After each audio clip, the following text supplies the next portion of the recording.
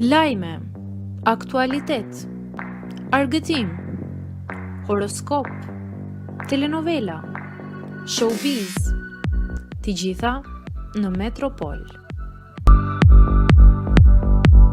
Bëni subscribe në faqen Metropol. Leila flet për herë të parë për ndarjen nga Leo. Pas disa javësh të mbushura me thashetheme dhe aludime për ndarjen e saj nga Leo, Leila Seferi ka thyer më në fund heshtjen. Ish-banorja e Pigut ka zgjedhur të ndajë me ndjekësit një mesazh të gjatë në Insta Story, ku reflekton mbi mënyrën si është gjykuar, keq kuptuar dhe mbi forcën që ka gjetur për të vazhduar përpara. Në rrëfimin e saj, Leila tregon se ka qenë e lodhur nga komentet dhe gjykimet që kanë shoqëruar çdo hap të sajën që prej pjesëmarrjes në reality show. Që nga dita kur historia ime u pa në dritë, u gjykua më shumë se sa u kuptua.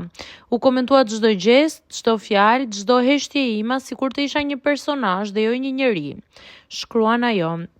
Sipas saj, kjo periudhë ka mësuar të mos ketë më nevojë të justifikohet, as të shpjegoj veten për të bindur të tjerët.